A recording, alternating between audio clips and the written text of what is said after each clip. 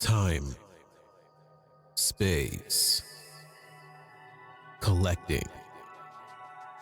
A multiverse of stories shaped by the choices we make.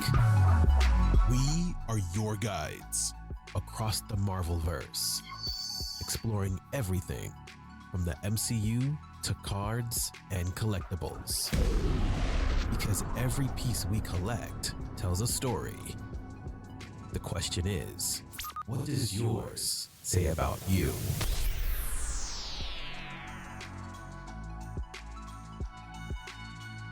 Yo!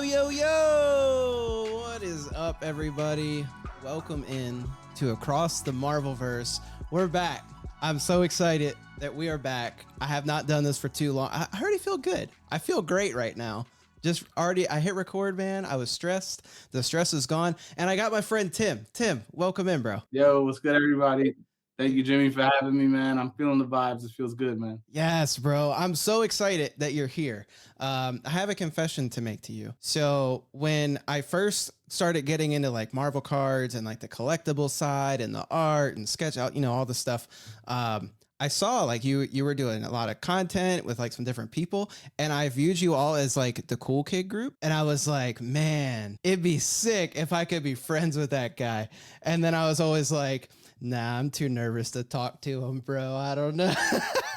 Oh, no. And then at OAX, bro, you just came up to me. You're like, Jimmy. And I was like, oh, bro. I was like, Tim.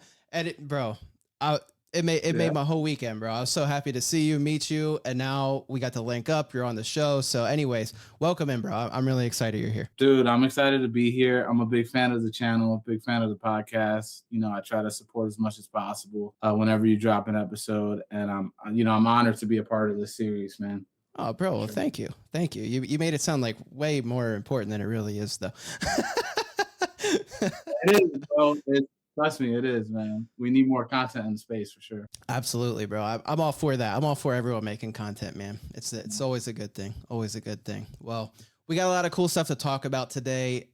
We are going to talk about OAX. We all just came back. I'm rocking my shirt. Oh, I'm on the wrong side. The mirror, the video, it's got me messed up, but rocking the OAX shirt today. If you're watching on YouTube, very excited to talk about that. I had a blast all weekend long. So we're going to get into just kind of how our experience went, some of our pickups, our favorite moments, and then some of my regrets I want to talk about. I did some things that I'm like, okay, I wish I approached this differently. And then I also made a wish list. I see a lot of people like giving feedback, like I didn't like this. I don't really care about that. I just want, because it was like almost, to me, it was like a perfect event. And I mean, I know it's not perfect, but nothing's perfect, but man, it was so good. So I was just like, okay, here's my wish list, right? Like a kid for Christmas, like wants Santa Claus to come, what I wanted to bring me this year. I put down a few things, and Tim, maybe we'll hear a few of yours too. And then Tim, I want to talk about you too, man. Obviously we're on the show. We talk a lot about how we collect, what we collect. I want to talk about that. And more importantly, as you can see in Tim's IG at here, it's art first. So you're an amazing artist, bro. We got to talk about that. Yeah, man. Making a transition, but I'll always be a collector at heart, for sure. I love it. I love it, bro. I love it. Before we jump in, as always, if you're new to the show or this is your first time watching, we basically talk everything Marvel. So we're going to hit some news. We're going to talk about pickups. We've got our main topics that I just chatted about, and then we open it up to some listener questions. Feel free to subscribe. I'm on YouTube, Apple Podcasts, Spotify, wherever you like to listen. I'm there. I promise. If I'm not, tell me. I'll find a way to get on there. But before we jump into that, I wanted to share a little bit about where I've been, because it's been some time. And my goal was to go once a week for a year straight, and I didn't come close to that. I got nowhere close. So life just got crazy, man. The typical things like work, which I could have gotten through, but then we also had some family emergencies. My father-in-law got very sick. He's battling cancer right now. So everything kind of paused, and we had to make sure that we took care of family first. Luckily, the dude is just tough as an ox, and he is kicking cancer's butt. So we're happy to see that. Yeah. So, encouraging him to keep fighting and getting through it. So anyways, I'm excited to be back now. My plan is to be back in once a week, and we'll see how long I can keep it going this time. I don't know. We'll see. We'll see. But there's some news to talk about. I haven't talked about news in a while, so let's hop into that now. The Watchers Report. All right, so we'll pull up the screen share here on the screen. Hopefully everybody can see that. But we do have some news to talk about. First, comics. I'll kick it off with comics this time. There's only a few that I wanted to bring up. Obviously, I missed a ton. But for this week, starting it with Moonstar #1. Shout out to our friend Matt Fuller, who is the biggest Danny Moonstar fan that I know. Likewise. Moonstar #1. I've been noticing this past year, they've been doing a lot of this with a lot of different characters. There's like a Rogue one, there's a Storm that came out. There's a lot of different characters that are getting their own individual series, and I guess Moonstar was next on the list. There's some really cool variant covers that they dropped for it. I personally was kind of drawn to this one by Benjamin Sue. I thought it was really cool. But yeah, Tim, any thoughts on Moonstar? Is it something you're excited about, don't care about? I'm happy for Matt Fuller. I'll say that. That's about where I'm at too. That's about where I'm at too. Moving on to Wolverine. And I'm sorry, I meant to say this also has the first appearance of a new character called Sharon. Hopefully I'm saying that name right. I have no idea who they are. In the Moonstar book, right? What's that? The Moonstar, right? Danny Moonstar has a new character? Yeah. Okay. Danny Moonstar, yep. There's a new character called Sharon. I'm assuming that's just... I would assume maybe that storyline is built partially in with that character since they're introducing them in #1, but who knows? Moving on to Wolverine #17. I included this in here because there's a first appearance of a new character called Coldbug. That's all I got. But there's some cool covers that they dropped for it. If you're a Wolverine fan, I'd imagine you're picking this up. I was drawn to this one by Puppeteer Lee. I thought that was just crazy looking. Beautiful cover. Yeah. Oh my gosh. Beautiful. That's a great choice. Yeah. Great choice. I like that one a lot. And then next comic that we'll talk about, this is the last one, actually, I believe, X-Men Annual #1. This has a first appearance of a new character called the Creationist. I thought this was pretty cool. It's like actually the Creationist has to do, I think, with art. So he's like creating art and like fighting people or something. I don't really know much about it, but if you want to know about it, hey, you can read the comic. A couple different books there, nothing too crazy, but yeah. That was it. Pretty light week for comic books and Marvel, though we did have some pretty major ones. The most important one I missed that I will just throw out there is Sorcerer Supreme. That new series dropped during my hiatus. And dude, I've been picking up every issue. I freaking love it. It is a great series. If you are at all into Doctor Strange, Scarlet Witch, Agatha Harkness, any of those characters, you have to, this is like a must read. Scarlet Witch becomes Sorcerer Supreme. Agatha is trying to basically steal that title from her, and it chaos ensues. So really good read. I am very excited to read the next issue. Nice. All right, moving away from, I guess I should hit this little high button here. That's probably annoying for people watching. Oh, I guess I can't. Oh, whatever. You're stuck with it. For those that are into the MCU, I am one of those people. Daredevil Born Again Season 2 drops very soon, March 24th, and a new trailer just recently released this past week. If you have watched the show, you know I do not watch trailers because I hate any type of spoiler. I am really extra about it, and I apologize. That's just who I am. I can't help it. But literally the thumbnail of the trailer shows Kristen Ritter, Jessica Jones. So I got that spoiler. I couldn't avoid that one. And then I just pulled this image of them together on set playing out a scene. But very, very excited for that. I am thrilled they were bringing back Jessica Jones and the Jessica Jones back. Dude, Jessica Jones Season 1 was one of my favorite of all the shows. I was about to say that Season 1 is just a huge standout for me. David Tennant, Purple Man. Yes, bro. Kilgrave. Oh my gosh. Probably the best. I want to say outside of Kingpin, probably the best Netflix Marvel villain. Dude, I agree. He's my favorite. Yeah. I think I like him over Kingpin. Believe it or not, I might pick him over Kingpin. Kingpin just gets more airtime, right? If Kilgrave had as much airtime as Kingpin, bro. All right, Tim's already leaving the show. I messed it up. I'm just gonna stop the recording.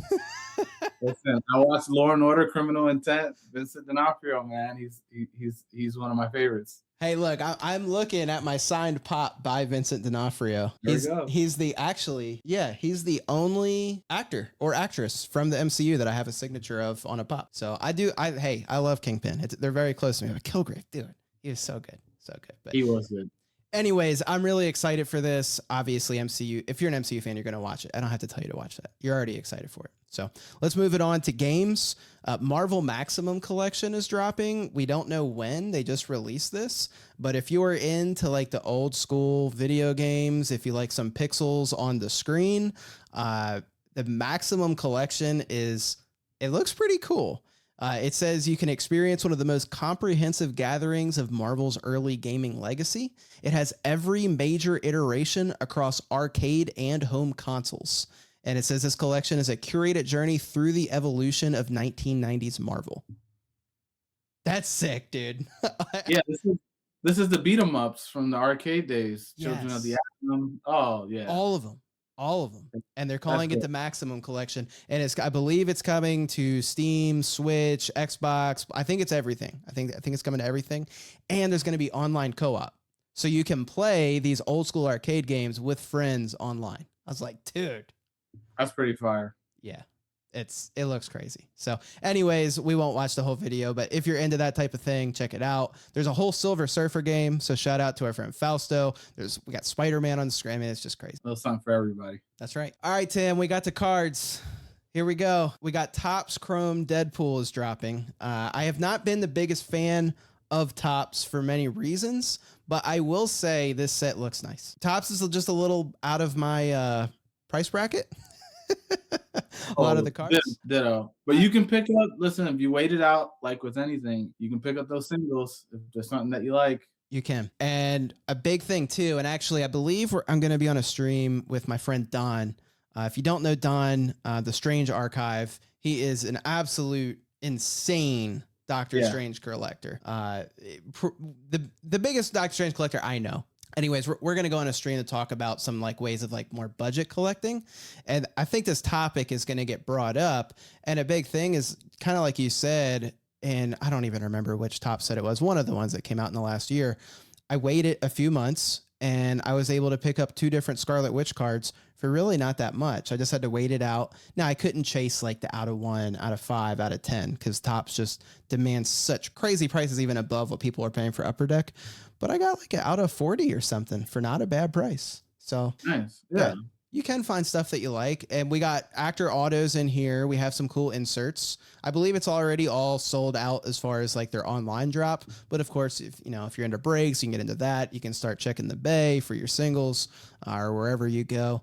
But you can see here, one thing I liked is they highlight character collecting first. I thought that was pretty cool. So Topps is like recognizing that there are character collectors. Yeah, I think they're all in on break culture. And I think the whole breaking culture right now is structured around, character. That's fair. See, I was going forward the positive and you hit it with the realistic, and I think you're right. Now I'm sad, but it's okay. Yin and yang, right? A little bit That's right. Of both. That's right. Hey, you know what? You have to have the bad so then you can get the cool stuff for your character, right? Exactly. There you go. But we got autographs. The autographs look nice. I think the parallel looks pretty cool there. You've got specific parallels. Of course, they note they're 1-of-1s as if they weren't going to be in a set. You got your rainbows in there. Topps originals. Now, this is big. This is a big deal. We get original artwork in this Topps set. So this one is done by Tanmay Mandal. Hopefully I said their name right. Really nice gambit here. And Do you notice that gambit? What's that? Do you notice that gambit? It looks very familiar. It's the same pose as Gambit on the X-Men 1 cover. You're right. You are right. Cover. Yep. So I wonder if there's a card for each X-Men on that cover. That'd be pretty sick to collect. Oh, bro, that would be sick. Yeah. And wow. And I wonder how much of the art they did as an homage versus pure original too. Yeah. That'll be interesting to see as well. But I'm very happy that they're finally getting this out there. And actually I was talking to Justin Spidey Hits about this, and he was saying, look, you got to give them some grace. They just got the license. Artwork doesn't just happen overnight, right? They have to get these artists now on board to start creating it. And they literally probably couldn't start that until the license was officially in their hands. And rather than wait to get sets out, they just used the, materials that they had to get products in the hands of collectors. So I was like, you know what? Fair. I'll be patient, and now it's here, so can't say I'm mad about that. This insert's awesome. Best Bubs. That's going to be a cool one to chase. For sure. We got comic book gold, so that's pretty cool. it says comic art, so I'm assuming that's specific comic art. I was hoping there might be something about comic cuts in with that, but I haven't seen that yet for this set specifically. And then you've got future stars showing off a baby pool there, and that is numbered. So that it looks like that will be a numbered insert as well. I pulled up the checklist as well, just so people can see some of the characters here. So I just wanted to kind of go through just some characters in the checklist. You can pull this up yourself and look through it. You've got your obvious Deadpool, Wolverine, Cable's in there. Shout out to our friend Jordan, who's a major Cable collector. So I'm sure he will be chasing from some printing plates out of this set. You've got some of your just standard different X-Men characters, Blob, you got Elektra, you got Blade, Bullseye, Patch. I can't remember. That's Wolverine. It's a variation of Wolverine. Okay. You got all the pools, Cowboy pool, Kid pool, Baby pool. This is cool. Happy Hogan's in there. So I'm assuming that'll be from that scene where Deadpool meets with them to try and join the Avengers. Negasonic's in there. That's cool. Cassandra Nova. And then that's it. So I'm safe. There's no Scarlet Witch. I didn't really think there would be. But yeah, if you want to take a deeper look at this checklist, it's right on the Topps website. It's very easy to find. They did a nice job with it. Okay, last thing to talk about is the new Perna Studios set coming out. And this is Classic Fairy Tales 3, which funny enough, I have the card right here of that art. Lindsay Grayling is absolutely incredible. At OAX, one of the first things I did was I went to Tony and I asked him about this card, and he was like, "Oh, we didn't bring anything with us." And he was like, "Come tomorrow." So I did. And then I came the next day on Saturday morning. And I was like, "Tony, you have the card?" And he's like, "Oh, we forgot him." And then I came back later on Saturday and I was like, "Tony, do you have the card?" He's like, "Yes." And then I picked it up. I was very happy. You know what? You got to talk to Elaine. That's what I realized. Yeah. Tony's there to draw. Elaine is the one that keeps the ship afloat. That's right. That's right. Lindsay Grayling's awesome. This will be fun. I think I might be able to get my wife into this one too. Maybe we'll open some stuff up together because she seemed really interested in some of the IP. And I just wanted to check out the artist list that they dropped for this. I think this is probably one of the best ones ever because they added someone down here if you scroll down, let's zoom in a little bit here. Look at that. I see Tim. Yeah, man. My full government name.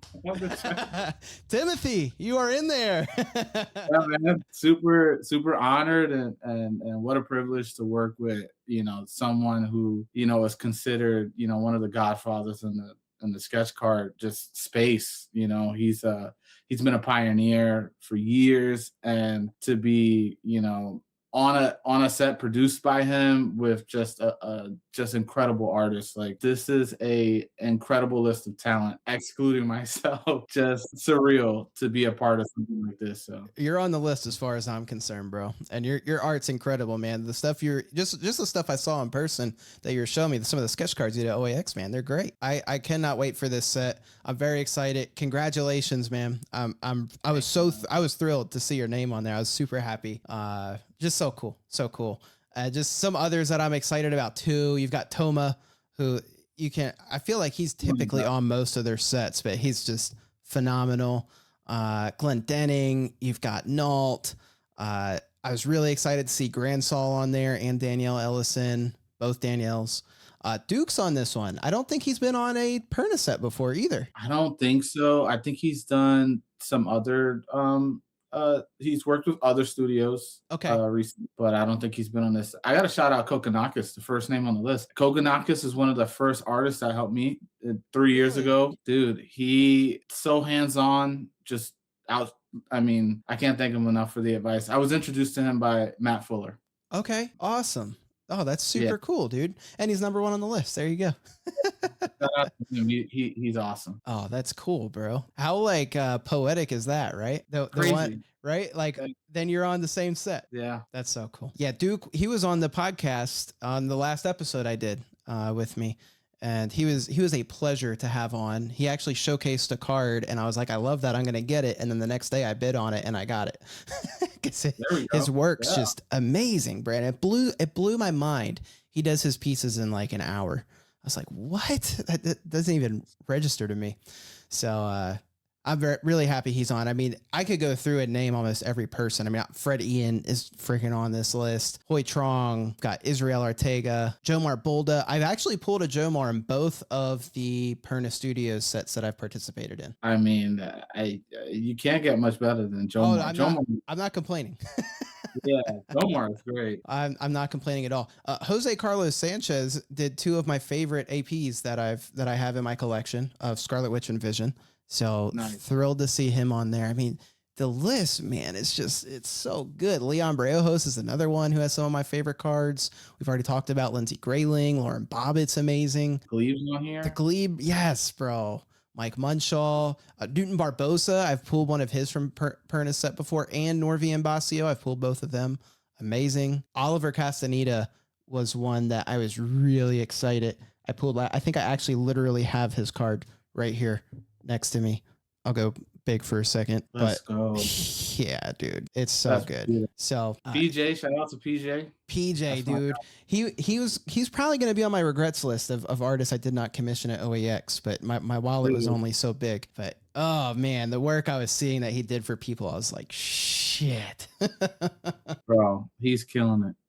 He's really killing it right now. Super happy for him. We've already talked about the legendary Tim, and then of course Tony Perna's on the set.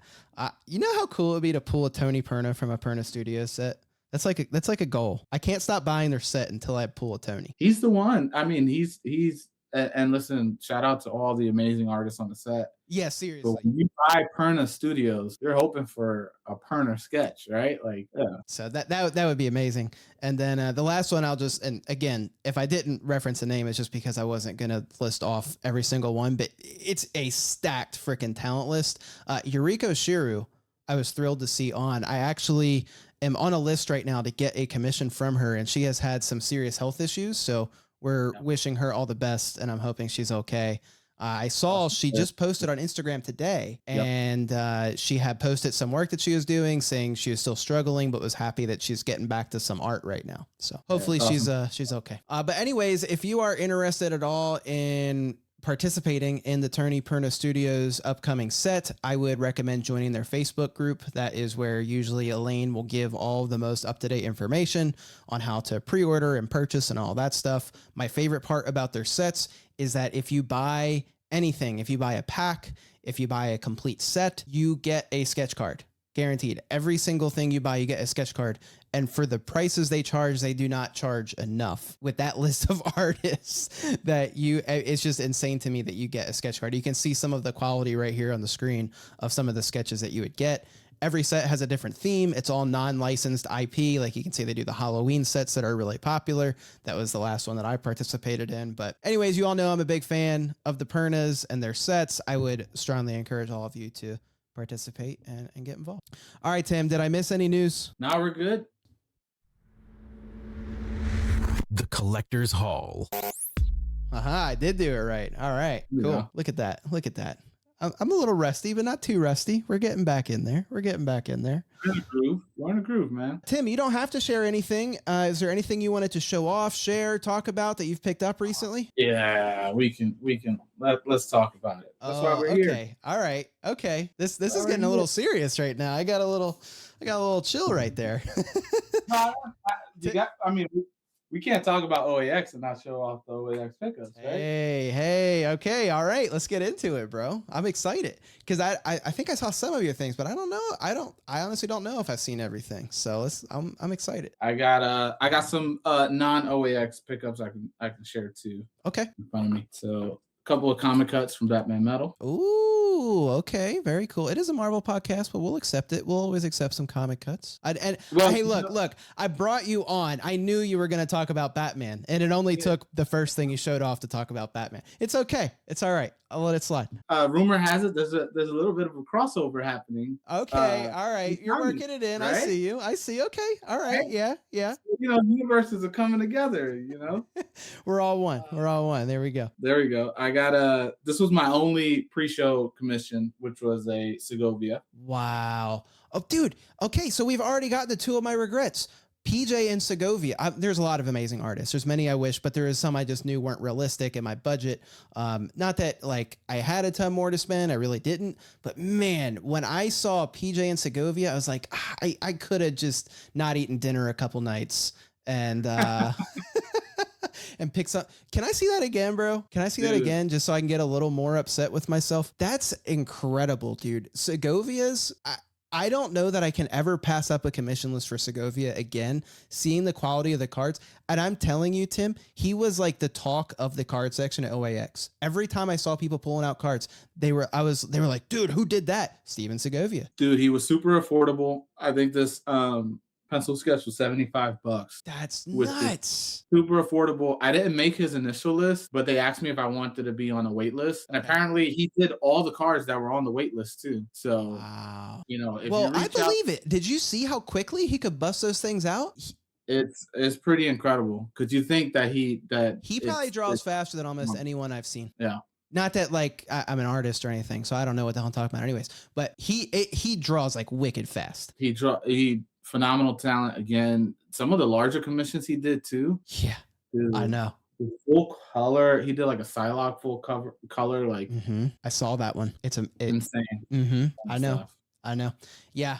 He's bumped towards the top of my list on artists I need a commission from now. And he was a part of the I think 07, 08 masterpieces set. Yeah. So I think you're right. He has sketch cards in that set. So if you're a Marvel card collector, definitely someone you want to keep on your radar. Yeah, for sure. Congrats on that. That's really nice. I got a Dan Jurgens Batman. Wow. I did see that one, and it's incredible, bro. Yeah. For those that don't know Dan Jurgens, he is the writer and artist for Death of Superman. That's big so 90s run. Yeah. So that was cool. I got a Gist. Wow. Gist Batman. That's awesome, dude. Which was gifted to me by Emily Rowe, Shane's wife, Breakers Row. Nice. Shout out to her. She stood on the line and I wanted a Gist, but I was stuck on Dan Jurgens' line in the other room, which we'll talk about like the layout, I'm sure later. It was tough, man, because people were running when that hour came on Sunday. People were running, but she was super kind enough to pick up that Gist for me, so I'm super appreciative. And then this one wasn't planned. You know, Sunday night we're hanging out in the penthouse and we're just having conversation. And Dan DeSantos of 2022 Masterpiece fame sitting there sketching cards, and in the middle of us having a group conversation, he goes, "Hey, what's Batman's mother's name?" And so I didn't want people to think I was a dork, so I waited a couple seconds. Right? I would have said a figure, but I was let me tone it down. And thankfully I was in a circle full of Marvel card collectors. Hey, hold on, wait, bro. That you're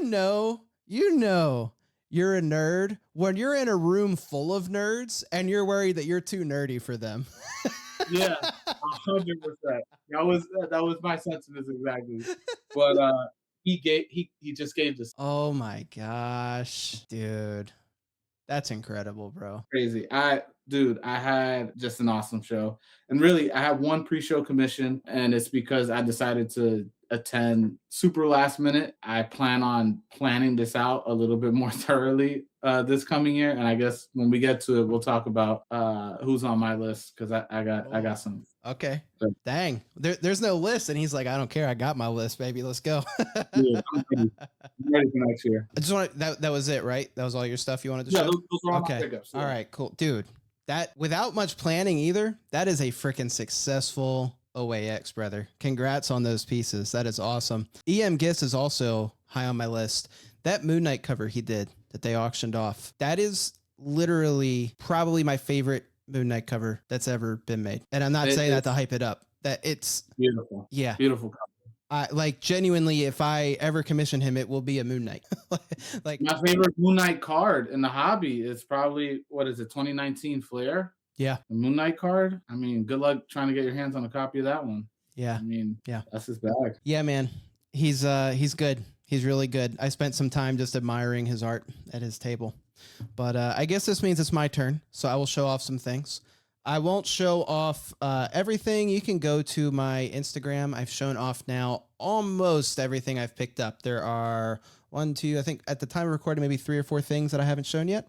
But I picked a few of my favorites, and this was very hard. If you ask me tomorrow, it will probably be 3 different ones. So I just picked 3 that popped out to me that I wanted to show today. But the first one I just wanted to share from Chris Uminga. Yeah, that's way better. Oh yeah, look at that. And we're getting focused. Look at that. Also, for those watching, I did upgrade my camera. I'm using my old iPhone now instead of my webcam on my computer. So hopefully it looks a little better. But yeah, this was Chris Uminga, and fun story about him. So on Thursday, we went to Epcot, and Chris had a booth there for Epcot's Festival of the Arts. He was one of the people on my list to like meet. I was like, oh man, that'd be sick. I can go talk to him, be like, dude, I'm going to see you tomorrow at OAX. And just super freaking nice guy, man. We sat and talked to him for a few minutes in Epcot. I didn't want to hold him up. He had, people that wanted stuff, and he was doing his thing. But we talked for a little bit, really nice guy.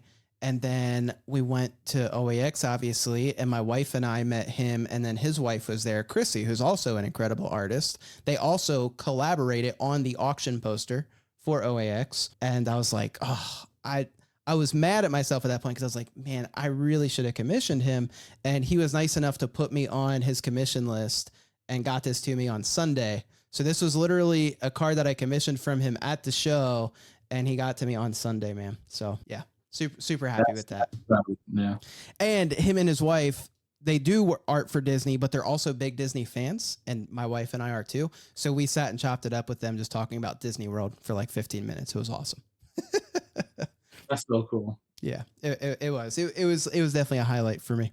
All right. Next one is my Tony Perna. And this, man, the amount of detail Tony put into this thing, like it just blows me away. And funny enough, he was the first artist I messaged about. I messaged him before, like super early before his commission list went live, because he was one of my top artists that I wanted a sketch card from. And, he delivered.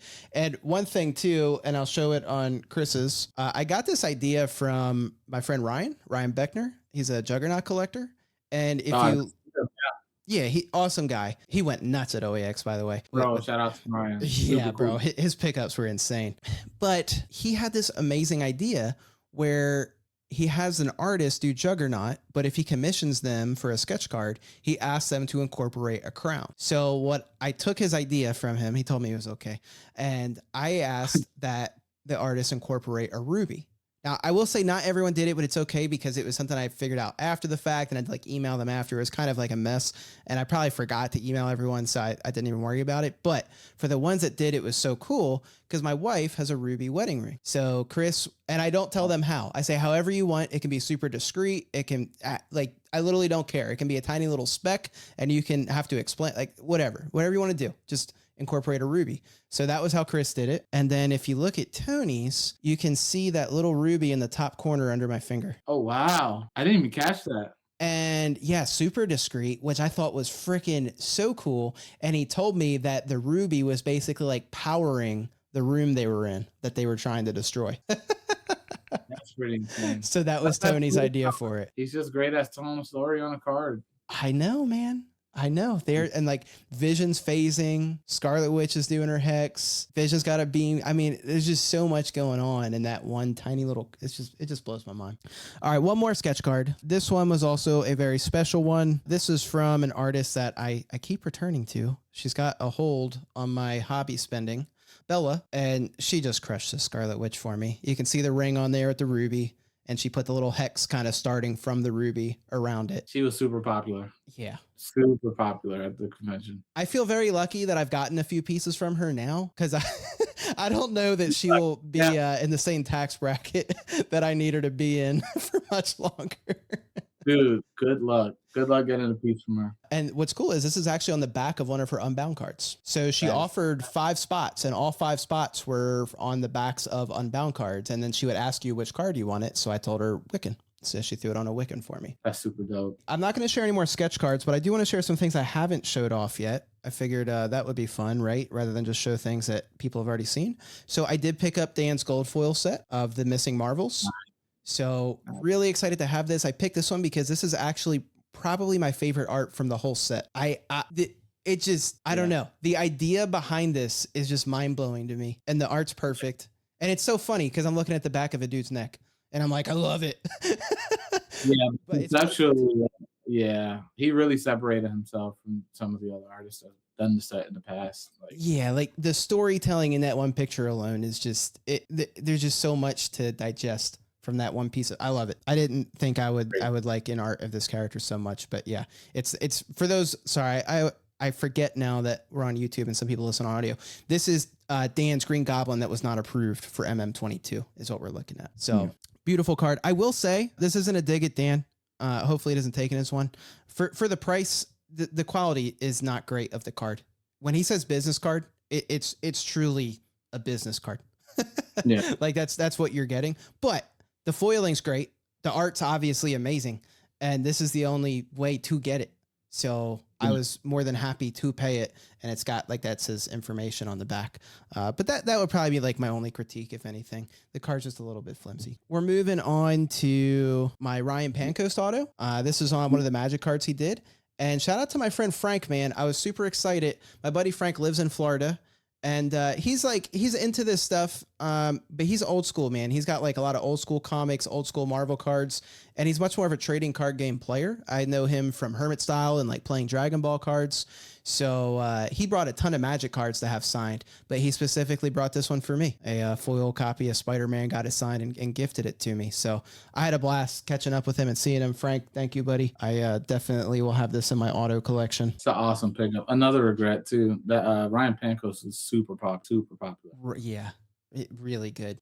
Here, this one was probably the auto I was most excited to get. We got the Julie Bell auto on her Scarlet Witch. This was one of the first ones I went to make sure I got. She so kindly did it for free. I offered to pay her something. She said no. I offered to buy something, but her cheapest thing was like thousands of dollars. And I said, I'm sorry, I can't do that.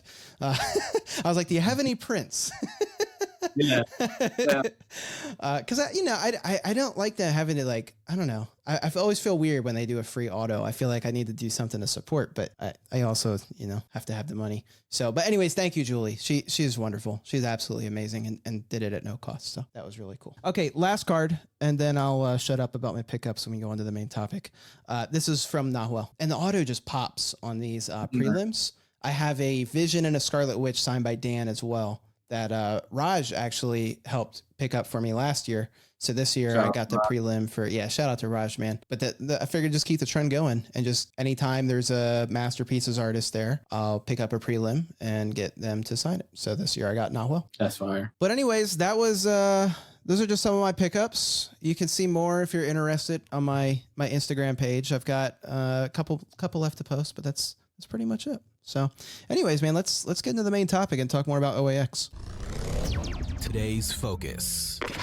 Okay, so obviously we've already started diving into some of the things that have been going on at OAX. Just generally speaking, Tim, overall, just how was your experience? I thought it was fantastic. OAX is and I've said this already, so this is not news. It's a very intimate convention compared to some of the bigger ones. I've been going to New York Comic Con since 2010. This is 1,000 times more intimate setting than a New York Comic Con for sure. Yeah, I'm happy you said that. Ironically, that your segue me perfect, because this was one of the topics I had, is what sets apart OAX from other cons. And the reason I put that in there actually was because of you. Because what you said you were on Marvelously sketch stream, Matt, shout out to our friend Matt, and you had said on that stream, like, it's like no other con you've ever been to, and you've been going to cons for years. And I was like, that resonated with me, because I was like, same. I've been going to cons, art related, card related, anime related, comic related, since I was a teenager. And I have never in my life experienced an expo or convention like OAX. Nothing that because I've been to really small anime conventions, like really small. We have one, and it's great. We have one called Superstar Anime here in the Hampton Roads area. And it's wonderful. They usually get 2 or 3 voice actors, so they're very accessible. And then they bring in a lot of just like local vendors, it's really cool. But man, walking into a room, that first hallway, I had a whole game plan, right? I had like this whole plan, because in my head, I'm like, okay, I've been to a million cons. I'm also a little bit of a sneakerhead, so I know what it's like. I'm like, okay, you got to be early to get your pickups, right? You got to be first in line. You got to be ready to like kind of, A bump lot some of shoulders, get in there, right? So I was like, okay, I know what I'm doing. I'm gonna get my stuff. I had a whole plan of all these people I was gonna do on preview night, dude. I tell you, I spent almost the entire 2 hours of the preview night in just the first hallway. And I was like a little kid in a candy shop. I couldn't keep my freaking focus. I would go look at one thing and then I'd be like, oh my God, there's EM Gifts Moon Knight. Holy crap. And then I just stood there staring at it. And then I was like, oh dude, Nahuel just sat down. That's Nahuel Grego. And then I just kind of sat starstruck for a minute. And then I started looking through his art and I was like, holy crap. And then Tony's like, are you going to pick up the commission that you walked by? I was like, oh my God, it's Tony Perna. It was so overwhelming and I was just everywhere. I couldn't keep, but in the best way possible, right? Like, Yeah. And I think in saying all that, right? You could say the same thing about Comic-Con or other events where there's a lot of amazing artists, but there's a lot of amazing artists with 100-person line. They got to wait 2 hours to see when you're packed shoulder to shoulder with 1 million people while you have 2,000 Funkos to the left of you that you're scared you're going to knock the tower over. And then and like, it's just crazy. Like, it's just so chaotic. And in OAX, it was like this small controlled chaos in this intimate setting where you could go up to a Marvel Masterpieces artist. Like, I walked up to Simone Bianchi and there was no line. He's just sitting there drawing. And I was like, what? This doesn't even register to me. It's unique in the sense that, so I've been to big cons, I've been to small cons. New York City Comic Con, and I've said this already, is super transactional. It's fast paced. You don't have a lot of time to stand in one place. You kind of have to keep moving. And it's a lot of people, and you don't get a lot of time with the artists and the creators. I've been to Comic-Con, smaller ones, New Jersey Comic Expo. I remember going to New Jersey because Jim Lee was going to be at the small convention. And really, the only attraction was Jim Lee, right? Like, it was just comic vendors, and then Jim Lee was going to be there. And so, like, I've been to smaller shows where the intention is to give the fan a little bit more time with whoever the special guest is, but there's not enough to merit maybe the price or the entire weekend being at this one convention, right? Yeah. You're done in 20 minutes and then you're back home. Yep. That's not what OAX is. OAX has so much for you to do. I mean, I'm sure you felt the preview night wasn't enough. Friday wasn't enough. Saturday wasn't enough. Sunday wasn't enough. No, I don't know that there would ever be enough. There's so much to do and see there. Yeah. The point being, they hit this balance that I've never experienced before, where it's intimate and there's so much to do in an intimate setting. It's not as big as a New York Comic Con, although, I encourage people to go now before it gets to that level, because it's headed in that direction. When I speak to artists in New York Comic Con, which is where I met Kaja for the first time, they want to go to that convention. Yeah. They want to be there, and that's only going to attract more people. Sure. So, I encourage people to go as soon as possible. Yeah, and I will say too is one thing that I'm excited about is Castra and Bill at the helm. Just, I don't know them personally. I've seen them in live streams. I've talked very, very briefly to Castra, I think maybe 5 or 10 seconds, but just from seeing their personalities, they seem very genuine and they seem very motivated to keeping this very specific environment and atmosphere. So although I think it will scale and I think it might change, I do think that the heart of OAX will stay the same, if that makes sense. So yeah, if anyone could figure it out, those guys can. That's what I mean. And that's my hope, is that'll stay, because what they have now is something very special. And I think you hit the nail on the head. It was like having the option to be able to just stand and not feel rushed out of something, right? To have the option where I can just stand and admire this art, or I can stand and actually have a real conversation with this person. That is not really an opportunity you get at most of these cons. Even that little anime show that I was talking about, not even there do you have that same type of feeling. And that was what freaking threw me off, man. That was it totally foiled my plans in a great way, but it just totally threw me off my game plan. And it was great. I absolutely loved it. So any favorite moments you want to share from the show? Oh, there's too many. There's way too many. I will say this. It was a surreal feeling meeting people that I've communicated with for years. Yeah. To see them in person for the first time and like have real conversations with these people that I've bought, sold, traded with since I mean I got back in the hobby in 2020, and Jordan's been around a long time.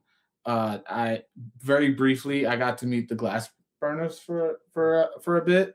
I mean, meeting Fausto in person, Matt Fuller in person, Justin in person. I went there with Shane, who's a close friend of mine, Shane and Emily, and just to hang out with them for the weekend was a freaking blast, right? Like, and like you, like, I mean, if you and I was talking about this with Matt Fuller, like, if you calculate the amount of time you've probably spent online conversating with these people, it probably adds up to like weeks of time.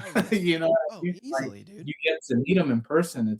It was such a surreal feeling, and I think that's what made the convention personally something like just special in that regard. It was like meeting people for the first time. It's probably my favorite part of the convention. Yeah, I would have to echo that for sure. I definitely agree. Seeing, I mean, like Fausto, William, Maddie, Raj, Jordan. I literally talk to most of those dudes on a daily basis at this point, and I'd never met them. not a single one. I'd never met them in my life, and for the past like 2 or 3 years, I've probably talked to them almost every day. Yeah, getting to hang out with everyone, see everyone. The Glassbrenners, they're great guys. I got to sit and see some of their collection just hanging out at the penthouse. I sat on a couch with them and Elaine Perna, while behind them, like Tony and a bunch of guys, I think you were there drawing too, all just drawing sketch cards. I mean, it's dude. So Chris crazy. Foreman, PJ, Tony and Elaine, Jeremiah, Sonia, his wife. Yep. I mean, we'll be here. Yeah. I know. There's someone we miss that's pissed right now. They're like, "Are you?"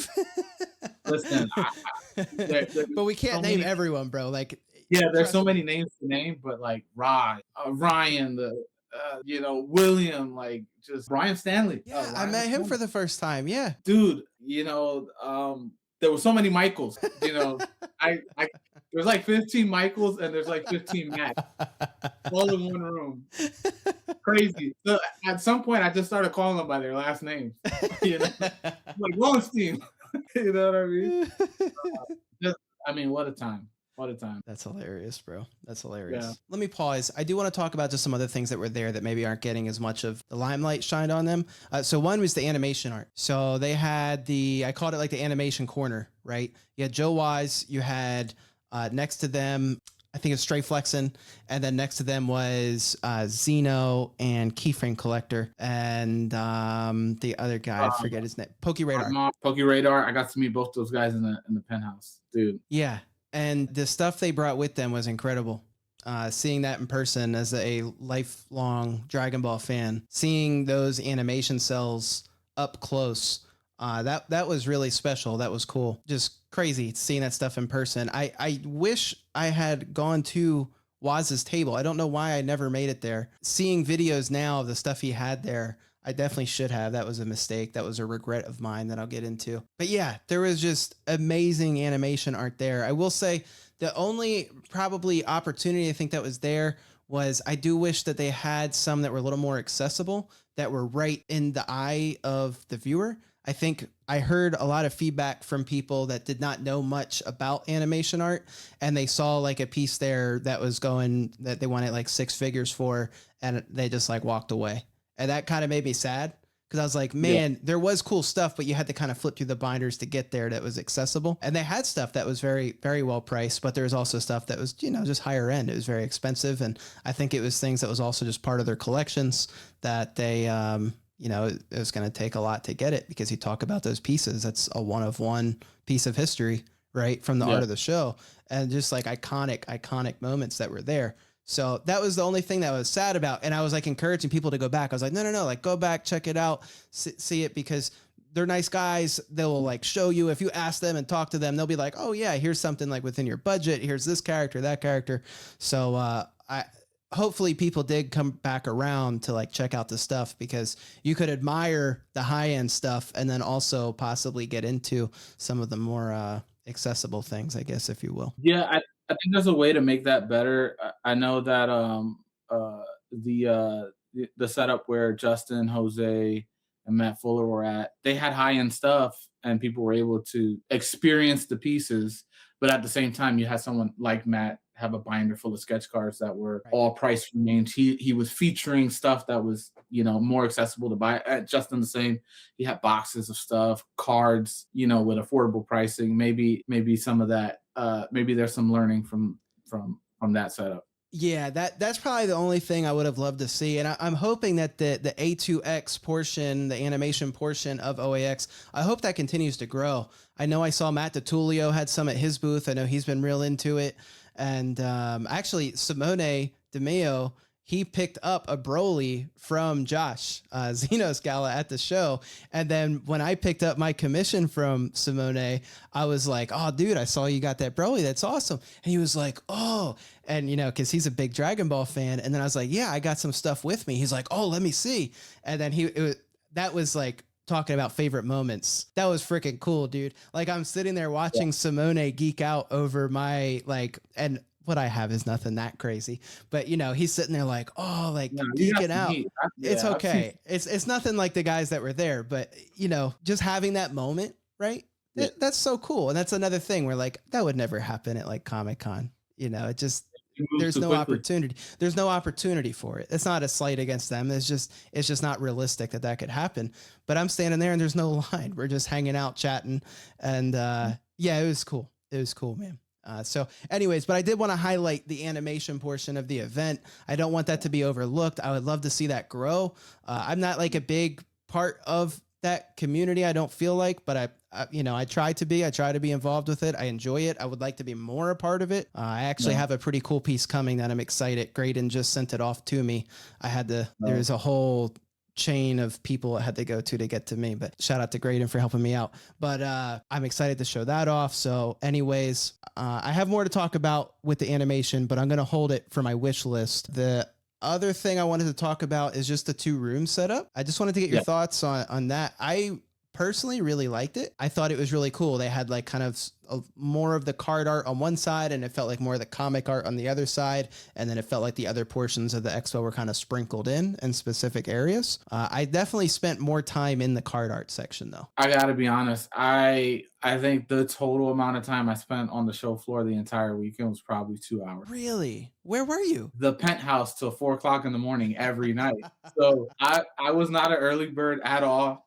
I probably missed more than I wanted to, but my experience on the show floor, I think you hit the nail. Like you have the card art on one side, you have the comic book stuff on the other side. I would love for that to get mixed up a little bit. I think there is an opportunity to create some exposure there. I do like the exhibit setup too that they had like a separate room where they were exhibiting. Yeah, more the exhibitor section. They had like, it's kind of like that line, like that just row of exhibitors you could go through. Yep. And so I think, just to go back briefly to the animation stuff, I think the animation stuff could benefit from an exhibit like that. Some of those larger pieces just there for people to take in. I think would be awesome. But yeah, I would love for them to mix it up. Listen, I spent the most time on that one aisle that you were referencing with Grego, DeSantos. You have Bo Simone's and Eastside. At the end of that, you have Perna. Dimitri. We haven't even talked about Dimitri. Yeah, Dimitri. You had Collectus. You had, that one aisle had a lot of. And then the whole exhibit for card art was right there too. Yeah. That Jose and Matt and everybody put on. I mean, that was a crazy. That was a popular corner for sure. Yeah. But yeah, I would love to see them mix it up a little bit more, kind of get a collision of worlds, so to speak, going in the convention. I think it'll help both sides out. Yeah, and it might help. I saw like it was really slow in the animation corner. Like all weekend, it was very slow over there. It felt like that was probably where the least traffic was coming through. It kind of felt like people were skipping over that little portion. So just it sucks. Yeah, but it was there. I mean, anyone could have went over there. I found it very easily too. So, is it also just that people weren't into it? I don't know. I think it's more so the point that you made earlier, which is you get caught up. Just, as soon as you walk in the room, you get caught up, and before you know it, an hour. Yeah. They're telling you to leave. You're like, wait, what? I just got here. So I want to talk about some regrets I had.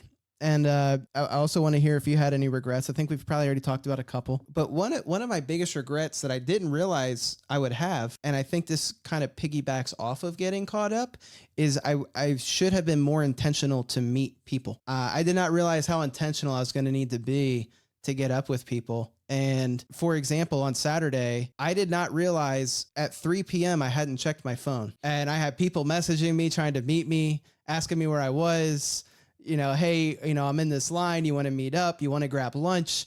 And I didn't realize it literally until probably like 3 p.m. I was like, oh shit, I'm so sorry, and then, but you get so caught up going in there. And I don't think that's necessarily a bad thing, but I think now that I know, one, how I am and how I'm going to react to that environment, just being a little more intentional to make sure that I do get to spend time with everyone and see everyone I want to see. Because I didn't get to spend, obviously time's limited, but I didn't get to spend nearly as much of time as I would have liked just to hang out with you or whoever.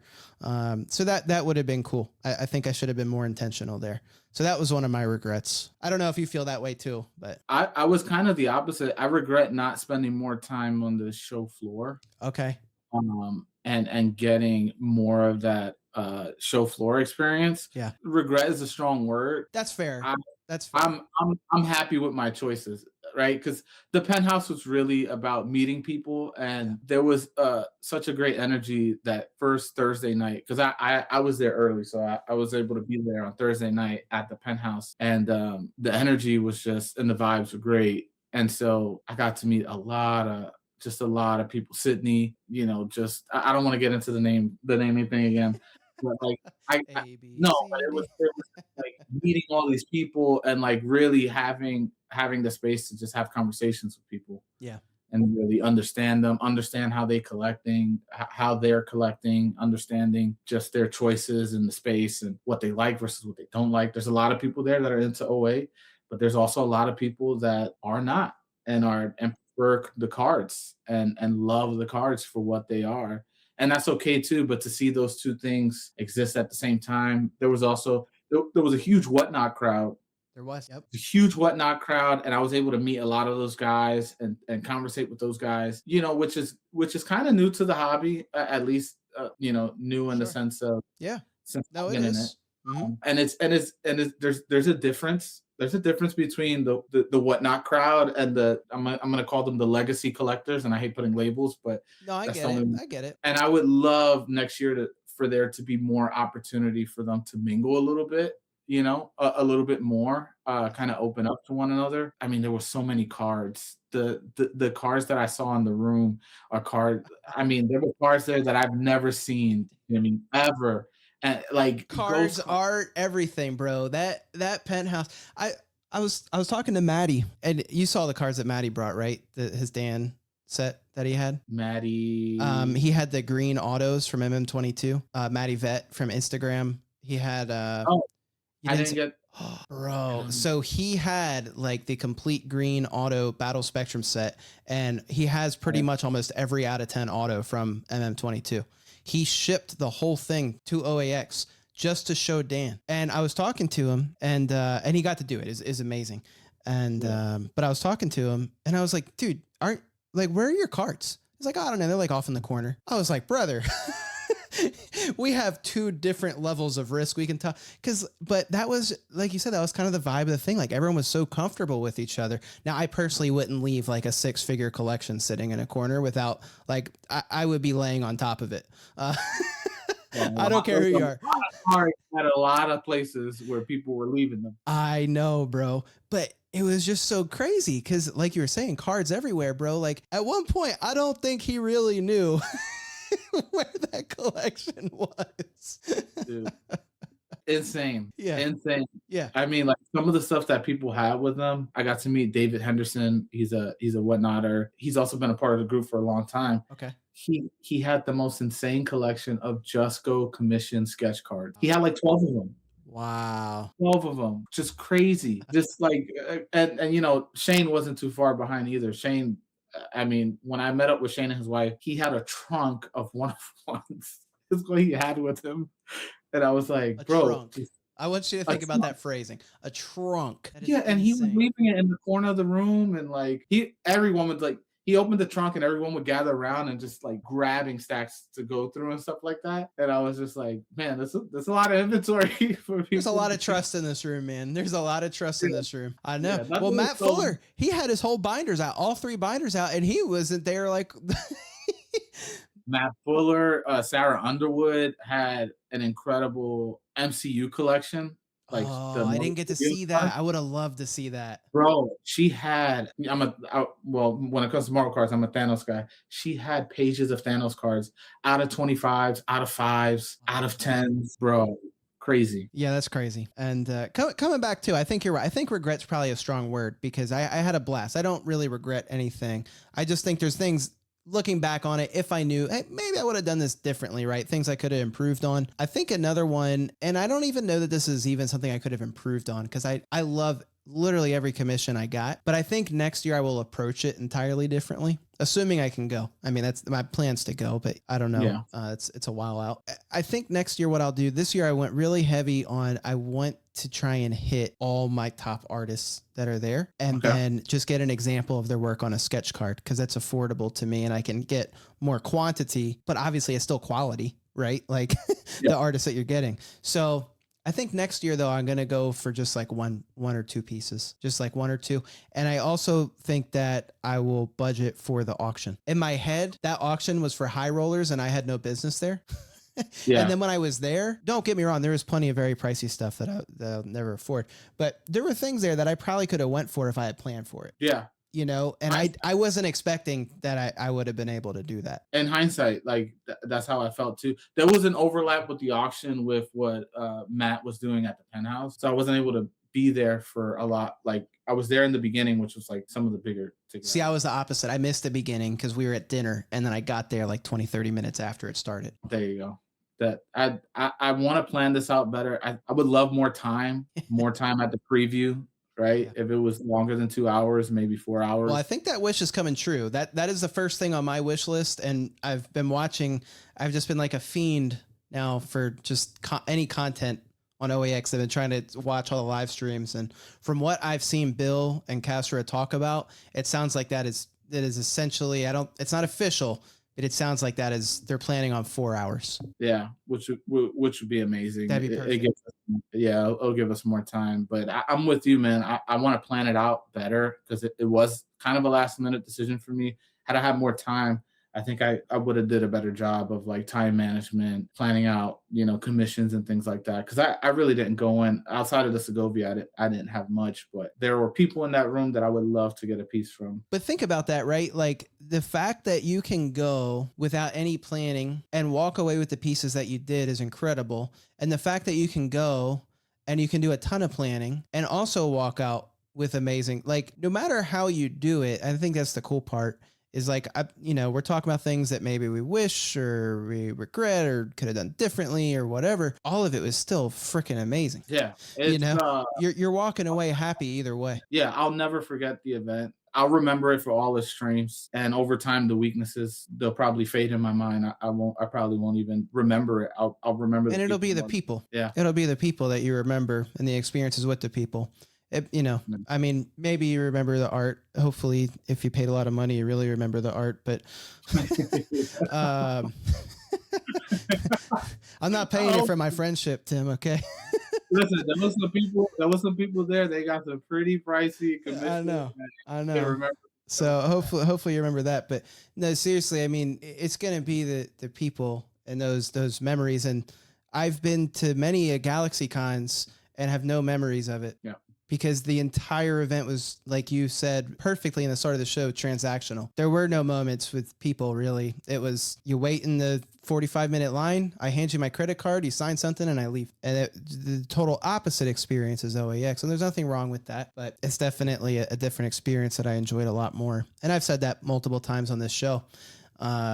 It's like when I think of Dragon Ball tournaments when I was playing cards all the time and flying all over the country to go play in tournaments. Usually I'd lose, but whatever. I still had fun. And the reason I had fun was because of the people. I couldn't really tell you about most of the time during the tournament, but I can definitely tell you about the 2 a.m. trip we took to the taco joint down the street where my friend got kicked by this lady who's tweaked out of her mind and homeless. And we made fun of him that he got beat up by a crackhead for years. I'll never forget that.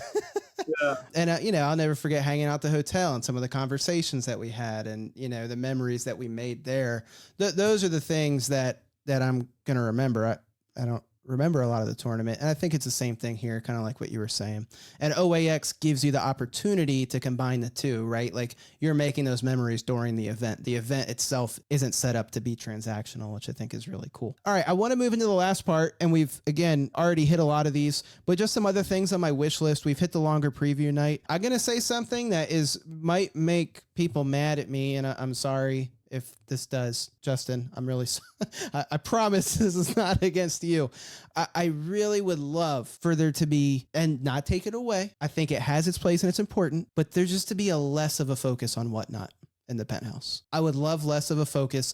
And what I would really love is, what if like one of the breaks is on Whatnot, 2 of the breaks are on Whatnot, but then what if we have 1 or 2 breaks that are just people at the penthouse and it's all still streamed?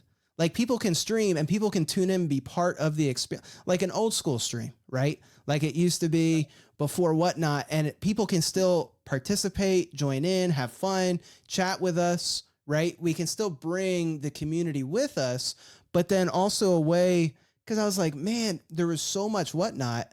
I was like, I could also do this from my phone. I would just love for there, and not take it away, because I know it makes those guys money. And I mean, bottom, like you throw an event on Whatnot at the penthouse at OAX with these artists, you know, and it's making money for good reason.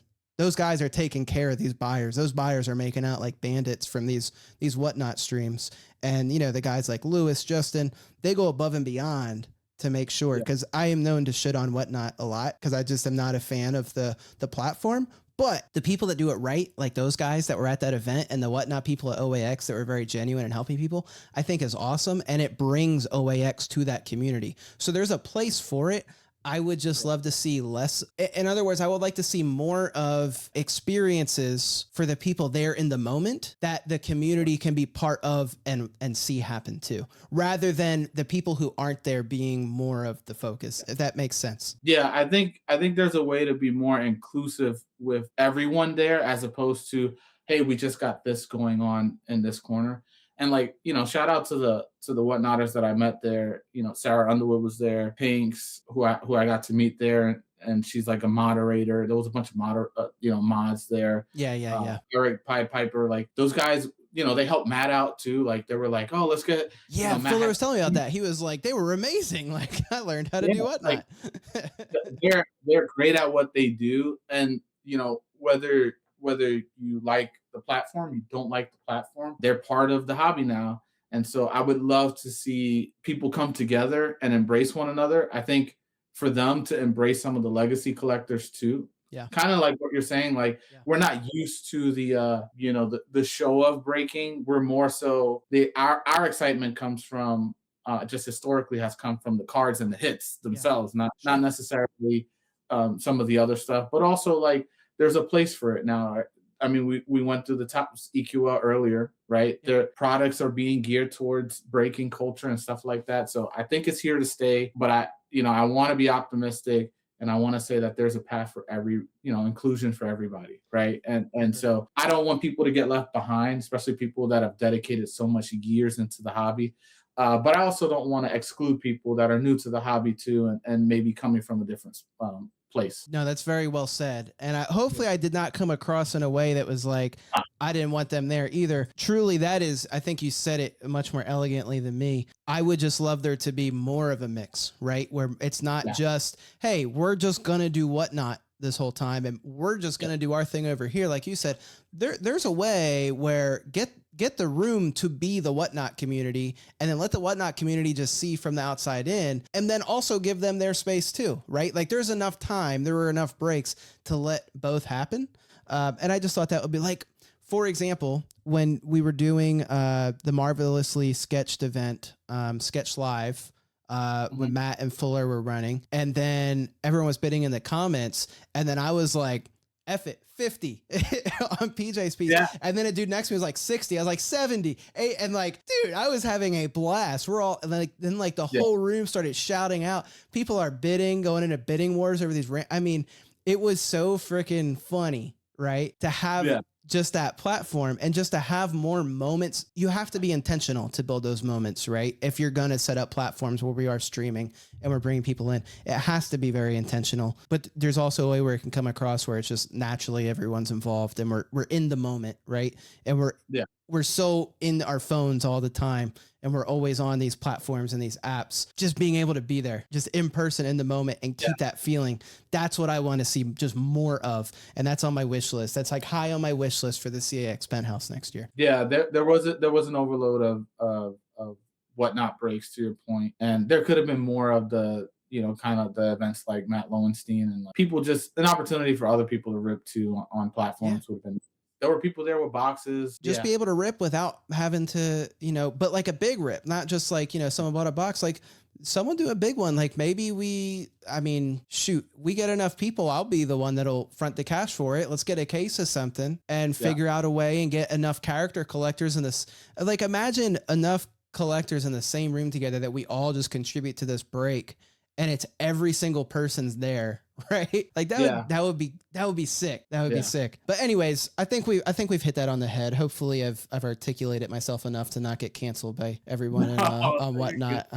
I've created a lot of enemies on Whatnot in my Dragon Ball days. So I'm trying not to, I'm learning and maturing, Hey, wish list for artists. I know there's a lot of artists that I know I'll hear a lot that people want to see there. I know there's a lot of artists already trying to get into OAX, and I know I have no power or say or anything.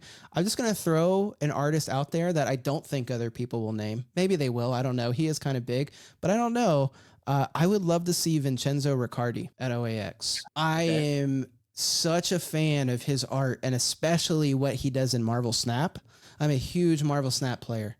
I was playing before this show. I play every day. I'm in an alliance where we hit all of our rewards every month. I usually hit 100 every month. I'm like hardcore into it since day 0 of the game. And his art tends to be some of my favorite in the game. So to be able to see his, like when I saw Ink Pulp, Sean, right? Crystal. Yeah. Like, seeing some of his stuff that he's done for the game, I was like, whoa, that's insane. So Vincenzo Riccardi, being able to see some of his stuff in person, and possibly he just got picked up by Scott's Collectibles, who I believe is repping him now. And they're starting to open up like commission opportunities for him that I haven't seen much of before. So man, if they could get some of the Scott's Collectibles guys, including Vincenzo, I would geek out. And I know what I say doesn't matter, but man, that would be sick. Yeah, I'll throw a couple names out there. I love Scott's Collectibles. I always stop at their tables when they're at New York Comic Con. Gabriel Delato, Fabrizio Tomaso, Victor Faro. Oh, he does really good Marvel Snap. He has some of my favorite cards too in Marvel Snap. Love to see him there. One of my personal favorites, Alex Maleev. I think. Oh yeah, he's so good, stupid good. He's the one artist that him and David Mack that I go to New York Comic Con and I spend time at their booth just talking to them. That's cool. Every time. Those are my 2 picks for artists. That's a great answer. Yeah, I was like, and trust me, I have a long list of tons of artists that I'd love to see. Yeah. So. I could go on for days about people I want to see there. I was like, who would be a really good one that I'd like to see that maybe people aren't thinking about or aren't going to like constantly throw the same name out or like is unrealistic. Like, it can't, every artist can't be like the biggest name in comics. Yeah. It's just, it's just not realistic. So I feel like Vincenzo might be realistic. So if I throw his name out there, an exhibitor that I'd love to see is my good friend, who I can't share too much about what he's about to release, but we talked about, hey, maybe we see animation art grow. My buddy Chris, he is starting a company called Cell Nexus. And if the animation art does grow, he is producing these products that are, I'm telling you, obviously I can't predict the future. I don't know if it'll actually catch traction, but what he's engineering changes the game.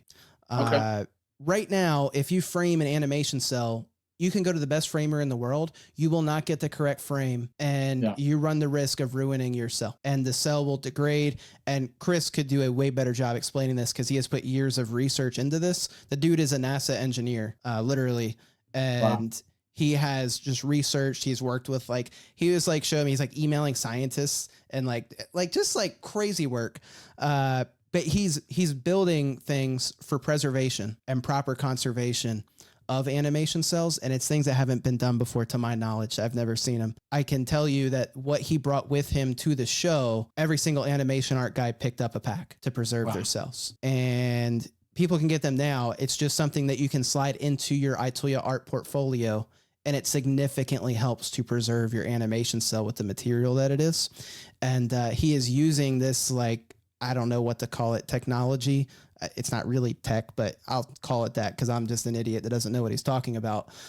He's using that to make other products. And I can't really say more than that, but if he gets that rolling, man, it would be awesome. And he has an amazing collection. So I'm sure he could vend and have art there available for people to see. But then also for people that do want to invest in these cells, they can pick up actual quality products to preserve them the proper way.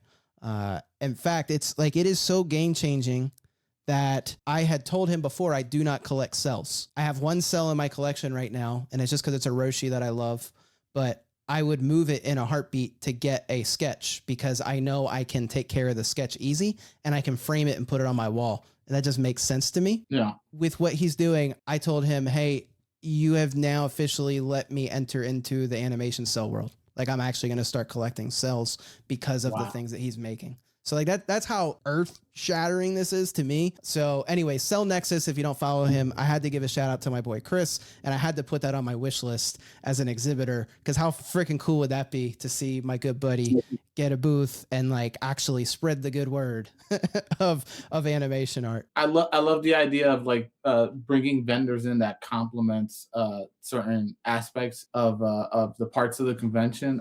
I'll double down on that and say we can get Ultra Pro, Upper Deck, Fanatic, come in and really understand the collector base, the community, not just the legacy collectors. Again, I keep using that term, but not just those guys, but also where the hobby is headed with a lot of the people that are doing the character breaks and stuff like that. Dude, that would be sick. I think for them to have a presence would be awesome. And my art rep was actually there from Upper Deck. Matt Dunford was actually. I saw that. Yes. I think I unknowingly talked to him. I did not know who I was talking to. I probably would have been much more nervous if I knew who I was talking to. But yes, I did see him there, and I've seen him on Instagram since.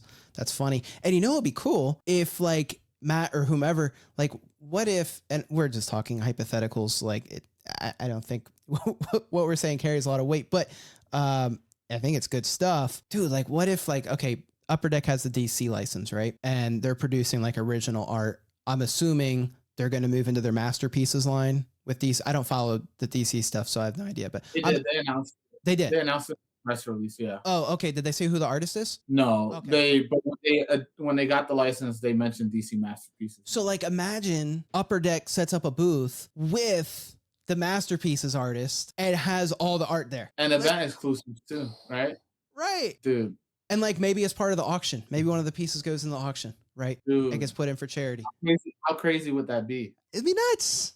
It'd be so cool. So freaking cool. The impact it would make, not just on the the card people there, but all the original art people that are there and the comic people there too. Right. Because that auction is everyone. Oh yeah. It'd be awesome. That's a great idea, Tim. I like it. See, we're putting our heads together here. It's working.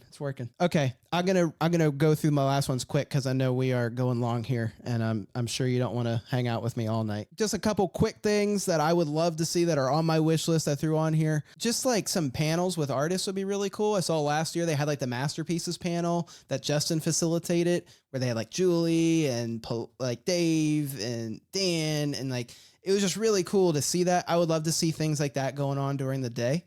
I think that would be really fun.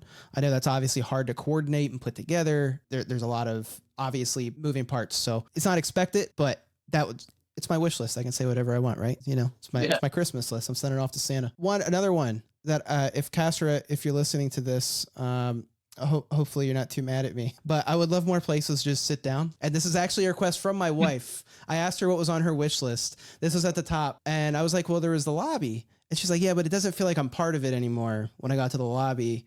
And Sure. it also feels farther than it is. She was like, I would love places to just sit down and talk or just like relax or rest for a second. And I was like, yeah, that's fair. And then, if like you and I were hanging out or wanted to trade, we could have like a designated area to just like sit down, like just some chairs, right? To relax, get off our feet. And maybe that's something the hotel could provide. I don't know. But anyways, I don't think it's really that big of a deal, but it, like I said, it's a unnecessary wish list. And then last one is, I've heard everyone talking about the VIP thing. And I've heard like on these live streams, people have so many different opinions on the food, the timing. Exhibitors seem to have very different opinions than the artists, who have different opinions than the attendees. My wish for the VIP event is I don't care about the food. I'll figure out food. You don't have to feed me. That for me, like that wasn't part of the value of the event. I thought the crackers stuff are fine. But what if it just started an hour or two later so people could leave the preview night, have an hour or two to eat dinner, and then come back, and then you don't have to worry about any food. Yeah. I don't care. A happy hour. Yeah, just a happy hour, right? So yeah. Just throwing it out there. And maybe you don't want that. Maybe you don't want people leaving. For me personally, this is, like I said, my wish list.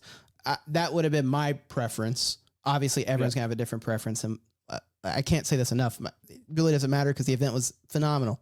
But yeah, that would be my personal preference. Would be you leave preview night, you get an hour or two break, you eat some food, DoorDash something, walk over to Miller's, whatever. Then you come back and you hang out in the pavilion and do the VIP stuff. So, and it might give them some quiet time to set up too, rather than feeling rushed and everyone going everywhere. Exactly.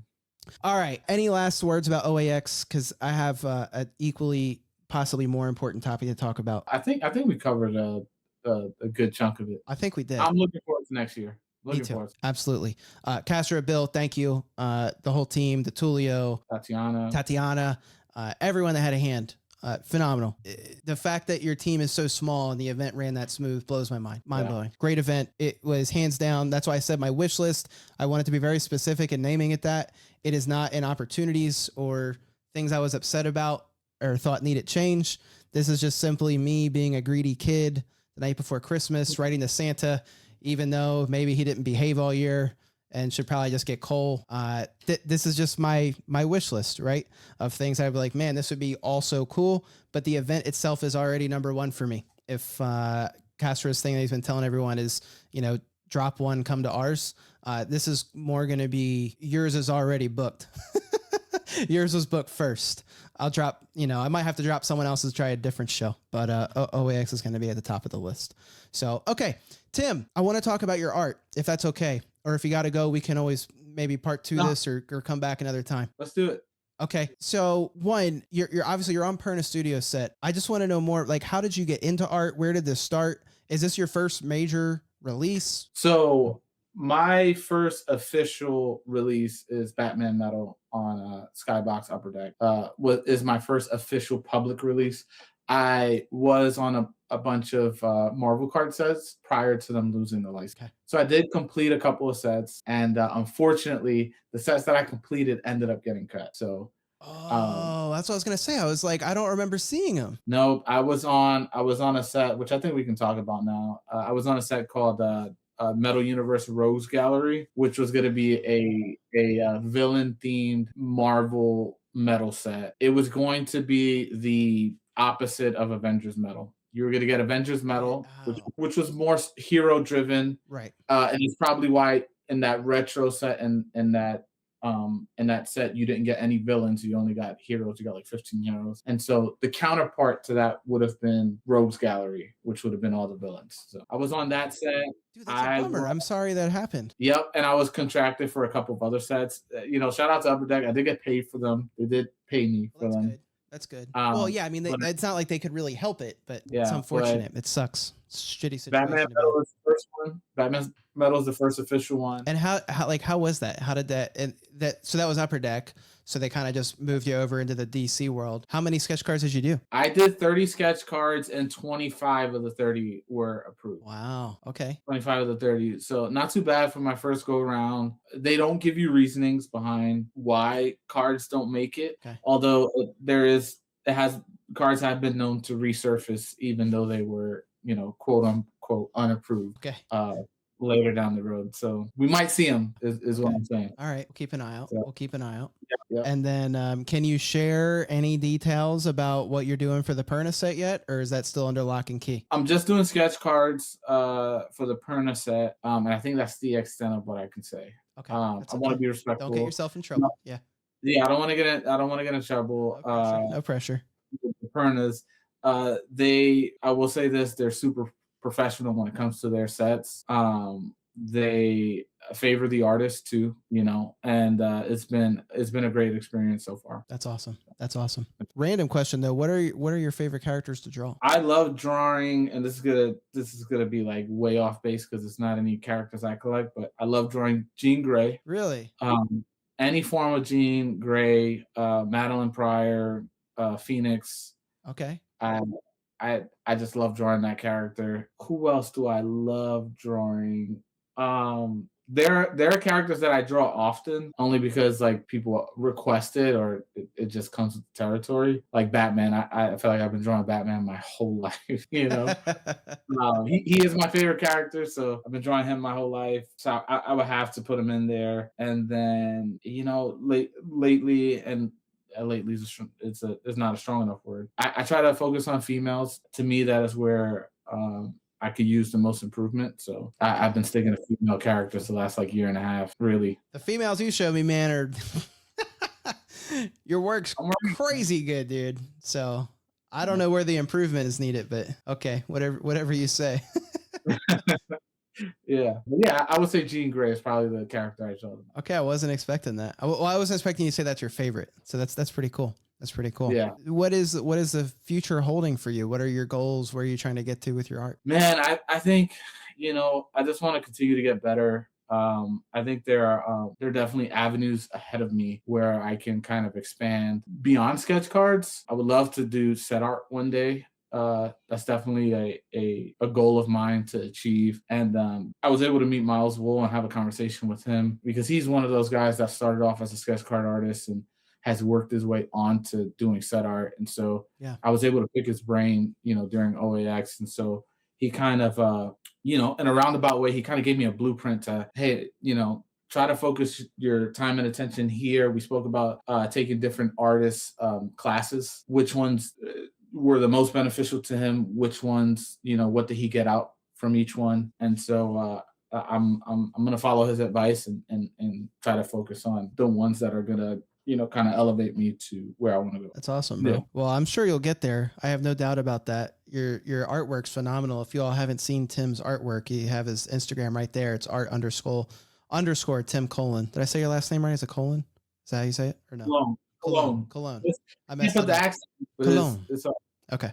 Cologne. There you go. Okay. There we go. All right. I'll keep working on it. Yeah, but mine's bacon. No, I'm just kidding. It's just bacon. People will do that though. They won't believe my last name is Bacon. They'll be like, bacon?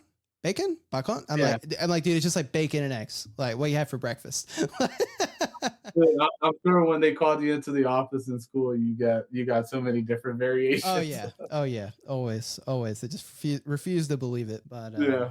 No, that's awesome, man. Are you taking commissions or anything right now? Not at the moment, only because I got to finish up on the Perna set, and then right after that, I'm gonna dive into some MentalCon stuff.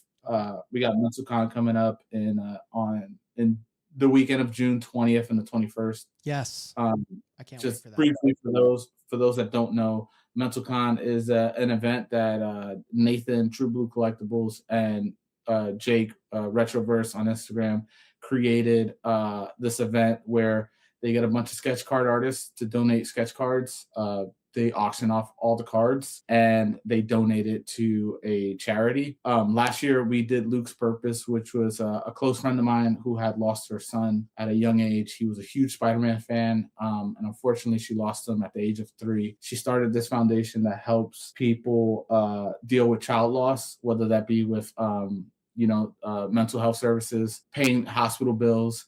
And so we were able to raise quite a bit of money for Luke's Purpose last year. I don't think they've chosen a charity this year, but I'm looking forward to the event. It's one of my favorite events every year. If you're ever looking to do something with a purpose and you're a collector, I mean, that's the event. They don't keep anything. They just give up their time to kind of, give back to these charities. So, and it is an amazing event. I'm also really excited for it. I actually have talked to Nathan. I'm hoping to be a part of it in some capacity. However I can be. It's phenomenal. Actually, hang on. I'm gonna grab. So this was my pickup from last year's Mental Con, and this was from this was from Old Man Venom, Joseph Reed, I believe his name is. Yeah, good friend. Yeah. And what's crazy is too, I had messaged him about this card and he hadn't shared that it was for Mental Con, but he had showed a picture of it, and I was like, dude, that's sick, because I've played the drums my whole life, and I was like, oh man, that'd be so cool to have a sketch card.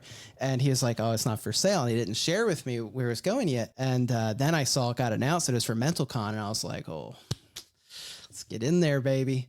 And I was like, whatever I have to bid, it's going to charity anyway. So I was like, whatever I have to bid, this card's mine. So, but yeah, the quality of the stuff on there too for auction is incredible. Some of the artists on there, like I think Fred Ian's on there again this year. Fred Ian, Dre, and actually we have Matt Fuller helping coordinate even more artists. And I know he's been doing a lot of work with the CAF people, and so he's bringing in a lot of those artists as well. Cool, so cool. I think people are going to be really excited to see what they put together this year. Of course, I'm going to be doing cards, but there's going to be a lot of art. So I want to make sure that I give it its proper time, especially when it's for an event and a cause like that. Yeah. And they do, and like you and everyone part of it too, and even when I was talking to Nathan about it, they do such a good job at selecting a nonprofit that matters. Not that there's bad or good, whatever, but they really go out of their way to do their due diligence and make sure that they are supporting a really good cause and that they know this money's going to a good place, which that also means a lot. Because sometimes you wonder, right? You do something for charity and you kind of like, what did that really do? Did I really help someone with that, or did I just line some CEO's pocketbook a little fatter? I don't know.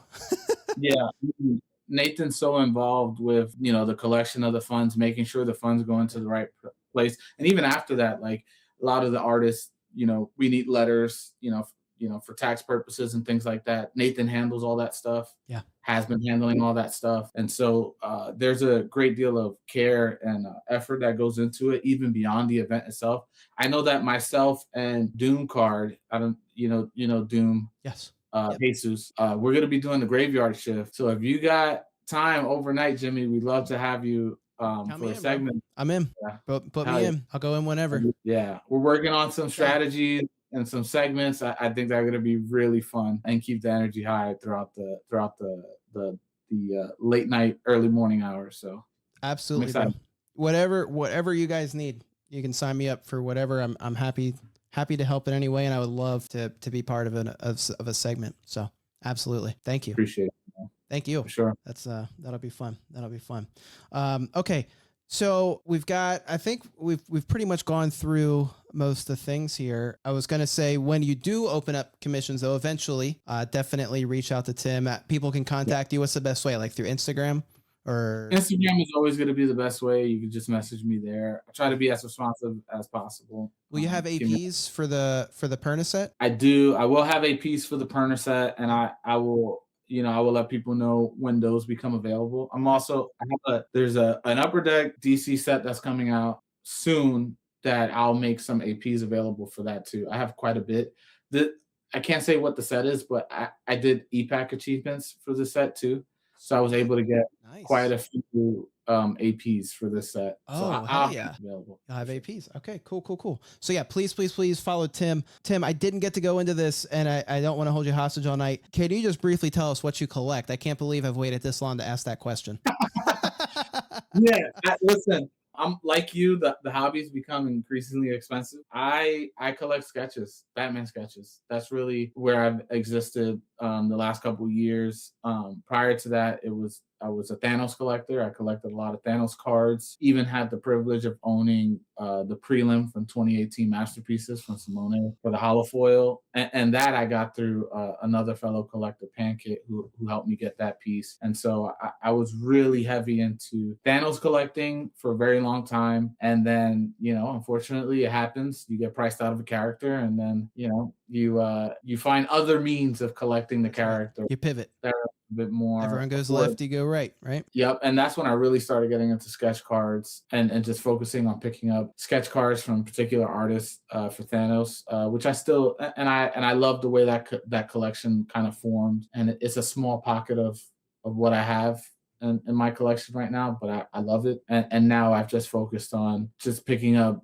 Really, it's just aftermarket sketch cards. I've printed my own stock that I give to artists when I go to conventions, and I ask them to do cards for me, and I'm enjoying it.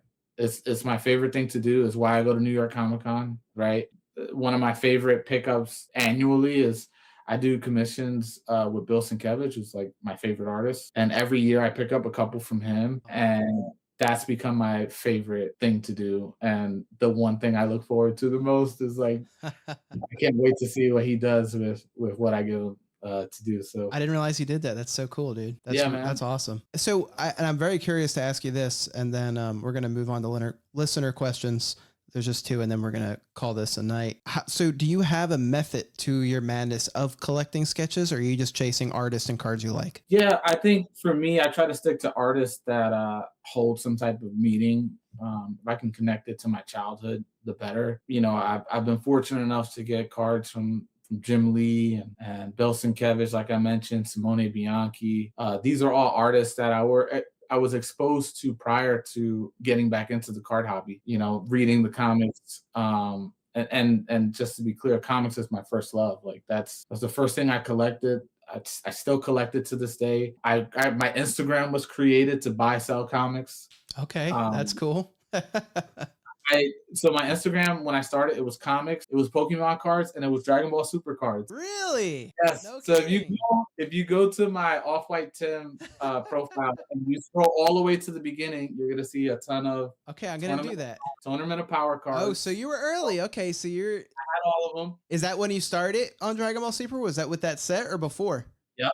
I remember for Christmas, nobody knew what to buy me. I was already, older, and they were, oh, what should I get you? And I was like, you know what? Get me a box of Tournament of Power. Tournament of Power. And they were like, what? I said, I'm gonna send you a link. It was like $75. Yep. It's super affordable. And I ripped so many boxes of Tournament of Power. Dude. No kidding. Anyone who knows Dragon Ball Super knows, some of the best Dragon Ball cards. Oh yeah. Oh yeah. That is I would say that's my second favorite set they've ever done. What's your first one? You're gonna laugh at me, bro. It's no one's favorite set. It's most people's least favorite set that was ever. Is it an early one or a recent one? It's pretty old. It's World Martial Arts Tournament. I did not like that one. I know, no one liked it, bro. It's my number one set, bro. I love that set. They have connecting art and the tournament, bro. All the tournament episodes, my favorite. They're my favorite in all of Dragon Ball. Every time they do a tournament, I'm like, oh my god, I love it. Dude, it's so good. You know what? They got Oob in there. Oob's one of my favorites, bro. The set I loved the most was the one they did the special set around the Planet Namek stuff, where you had the special cards was Frieza and Super Saiyan Goku. With the text bubbles. Yes, the name of the set is escaping me, but that was my favorite. Yeah, it was the third theme booster after World Martial Arts Tournament. Yeah, I can't remember the name off the top of my head either. Yeah, I used to have that set of SPRs with all the little text bubbles. It was a cool set. Yeah. Yep. That was a cool set. Cool. Well, that's super funny, dude. I didn't know that. Dude, heavy. You were heavy into into it. Okay. All right. Yeah. I just, at that time, I wasn't really on Instagram with collecting at that point, but I was heavy in it. But I was heavy in it playing. That's when I was really playing a lot. I was addicted to the app. I never played in person, but Okay, you remember the okay. Dragon Ball Super Yeah, app? yeah. You do the little demo and you had a little tutorial thing, and It's my favorite thing to do. I used to wait to get off the link so I could do the demo. that's hilarious, bro. Yeah. That's too funny. That's too funny. Cool. All right. Well, look, we do have a couple questions that the listeners brought in. So I want to pivot over to those. Lumpkin's letters. So Willie Lumpkin came in with the mail, and the first letter is from our friend Blake. And Blake said, what surprised you about OAX that took you by surprise at the event? I keep going back to the people. It's weird meeting people for the first time. You don't know what you're going to get. There's always going to be like, everyone's from a different walk of life. And there were some people that were a little bit reserved. And, I just made it my business to just make, I'm going to make people feel as comfortable as possible. I don't want it to be awkward. I want to enjoy the time with the person. You know what I mean? So, I went out my way, and I was really surprised just how much people opened up and embraced me, and I was surprised about, how many people I have supporting, me and my art. And it really did take me by surprise, and you feel good because I've been working. I feel like I've been working on sketch cards like over 3 years, and like I'm working hard, man, and to know that people see that and get that validation from people I consider my peers in collecting, it just meant a lot, And that's what took me by surprise for sure. I love that. And thank you too for just being you, bro. Cause you came up to me and I was like, this is like the nicest guy on earth.